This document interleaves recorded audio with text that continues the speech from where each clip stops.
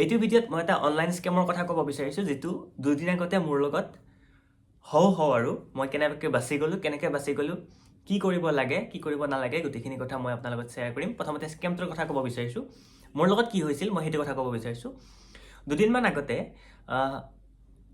ৰাতিপুৱাৰ পৰা মোৰ তাত এটা দুটা বেলেগ বেলেগ ধৰণৰ প্লেটফৰ্মৰ পৰা OTP আহি আছিল।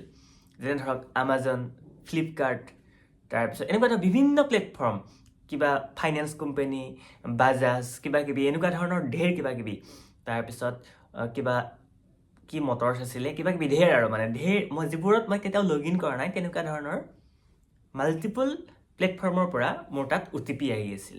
এই OTPটো আছিল লগ ইন কৰিবৰ কাৰণে আৰু উইথ লিংক। সেই লিংকটোত গৈ মই OTPটো বহাই দিয়াৰ লগে লগে মই কিবা কিবি ফেচিলিটি পাম, কিবা কিবি পাম, মানে ৰিৱাৰ্ড পাম, তেনেকুৱা ধৰণৰ মানে টেম্পটিং, মানে যিটোৱে আপোনাক মানে ফিল কৰাব যে মই গৈ কিনে লগ ইন কৰি দিওঁ, এনেকুৱা ধৰণৰ কিছুমান মেছেজৰ সৈতে OTP আহি আছিল। প্ৰথমতে মই এভইড কৰিছিলোঁ, এটা দুটা তিনিটা এনেকৈ মাজে মাজে আহি আছিল। এভইড কৰি ৰাতি প্ৰায় 3-4টামান বজাত মোৰ তাত OTPৰ একদম বানপানী, OTPৰ বানপানী। প্ৰায় এঘণ্টামান সময় OTP, তাৰপিছত মাজে মাজে ফোন কল, OTP ফোন কল, এনেকেই non stop 1 hour, almost 500 to 600 total OTP আহিছে। মই মেছেজত চেক কৰিছিলোঁ টোটেল নাম্বাৰটো, টোটেল 500ৰ পৰা 600 মোৰ তাত OTP আহিছে প্ৰায় এঘণ্টামানৰ ভিতৰত।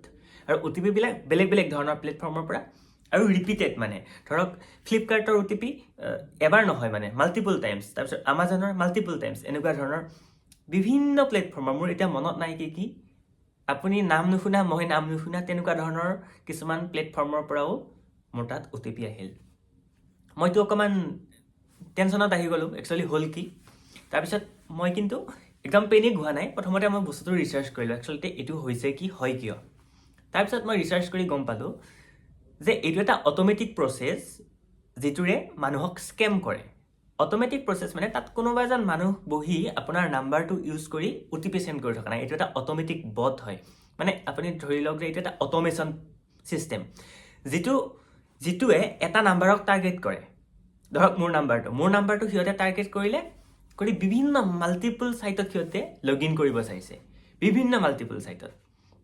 তাৰপিছত OTP আহিছে মোৰ তাত আৰু সিহঁতে ফোন কৰি মোৰ পৰা OTPটো জানিব বিচাৰিছে।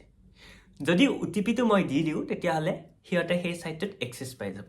ধৰক ফ্লিপকাৰ্ট, আমাজন বা এনেকুৱা ধৰণৰ বেলেগ বেলেগ ছাইটবিলাকৰ সিহঁতে এক্সেছ পাই যাব, লগ ইন কৰিব পাৰিব। যদি তেনেকৈ লগ ইন কৰি তেতিয়াহ'লে সিহঁতে আপোনাৰ একাউণ্টত যদি বেলেঞ্চ আছিল, ধৰক আমাজনত যে আমাজন ৱালেটত বেলেঞ্চ থাকে, সেই বেলেঞ্চটো ইউজ কৰি সিহঁতে অৰ্ডাৰ কৰিব পাৰিব। EMIত সিহঁতে বস্তু অৰ্ডাৰ কৰিব পাৰিব, বা পে' লেটাৰ কিবা কিবি যে থাকে সেইবিলাক ব্যৱহাৰ কৰি সিহঁতে গোটেই ফেচিলিটিখিনি ল'ব পাৰিব। নতুন কিছুমান নতুন কিছুমান ছাইট বা প্লেটফৰ্মত সিহঁতে যিখিনি ফাৰ্ষ্ট ইউজাৰক ৰিৱাৰ্ড দিয়ে সেই ৰিৱাৰ্ডখিনি ল'ব পাৰিব।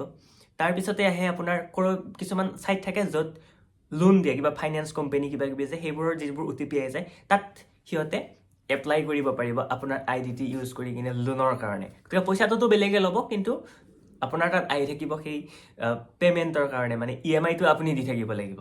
তেনেকুৱা ধৰণৰ মানে বহুত কমপ্লিকেটেড প্ৰচেছ, মই ইমান কথা ইয়াতে বুজাই নকওঁ, বহুত সাংঘাতিক কমপ্লিকেটেড প্ৰচেছ। আৰু ইয়াৰ জৰিয়তে সিহঁতে আপোনাৰ জিমেইলটো হেক কৰিব পাৰে, আপোনাৰ বেংকৰ একাউণ্টছৰ ডিটেইলছ উলিয়াব পাৰে, তেনেকৈ ট্ৰেনজেকশ্যন কৰিব পাৰে। বৰ বিশেষ ভয় খাবলগীয়া নাই যেতিয়ালৈকে আপুনি OTP শ্বেয়াৰ নকৰে, আৰু আপুনি সাধাৰণতে সেইটো টাইমত ফোন কল ৰিচিভ কৰিব নালাগে। OTP আহিলে আহি থাকিব দিয়ক, একো প্ৰব্লেম নাই।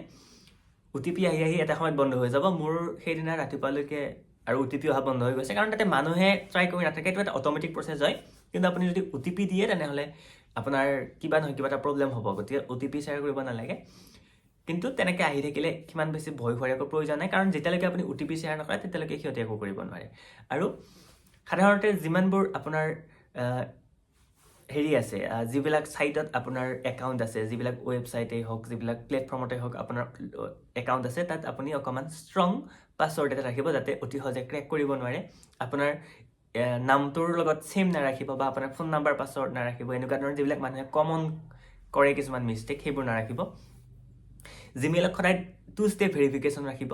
আৰু OTP আহিলে আপুনি শ্বেয়াৰ নকৰিব এইখিনি এনেকুৱা ধৰণৰ অনলাইনটো বহুত স্কেম হৈ আছে সেইকাৰণে মই ভিডিঅ'টো কৰি দিওঁ সাধাৰণতে এজন মানুহে ভয় খাই যোৱাটো স্বাভাৱিক যেনেকৈ OTP আহিছে সাধাৰণ মানুহ এজনে যদি জ্ঞান বা ধৰক এনেকুৱা ধৰণৰ অনলাইন নলেজ কম থাকে মানুহজনটো একদম পেনিক হৈ যোৱাটো একদম খাটাং মানে ভয় খায়ে যাব যে কি হৈ গ'ল মোবাইলটো হেক হৈ যোৱা বুলি ভাবিব পাৰে আৰু এটা কণ্ডিশ্যনত এনেকুৱা হ'ব পাৰে যদি সিম সোৱাইপিং বুলি কয় সিম সোৱাইপিং হয় সিম সোৱাইপিংটো ইমান ইজি নহয় বাট এইটো একদম ইম্পচিবলো নহয় কিন্তু সিহঁতে কি কৰে যে কোনোবাই এটা নাম্বাৰ কোনোবা এজন কাষ্টমাৰৰ নাম্বাৰটো সিহঁতে সেই ছাৰ্ভিচ চেণ্টাৰলৈ ফোন কৰিব যে জিঅ'ক সিহঁতে ক'ব যে মোৰ এই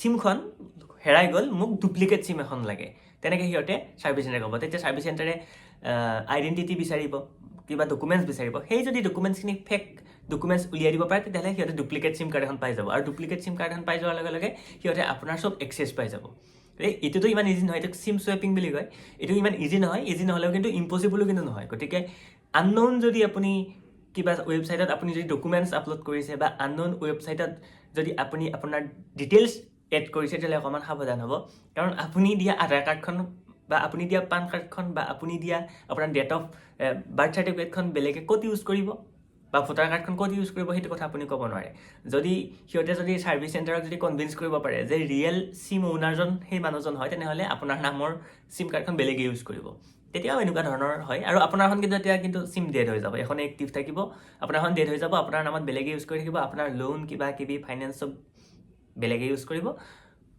আপোনাৰ নামত আহি থাকিব আৰু যে EMI দিব লাগে অমুক দিব লাগে তমুক দিব লাগে গতিকে এনেকুৱা ধৰণৰ কথা অকণমান সাৱধান হ'ব এই অনলাইন দুনিয়াখনত একচুৱেলি অনলাইন এক্টিভিটিবিলাক খুব সাৱধানে কৰাটো খুব বেছি প্ৰয়োজনীয় ধন্যবাদ এনেকুৱা ধৰণৰ চিটুৱেশ্যনত পেনিক নহ'ব ধুনীয়াকৈ ধৈৰ্য ৰাখি পেলাই কিবা এটা ষ্টেপ ল'ব থেংক ইউ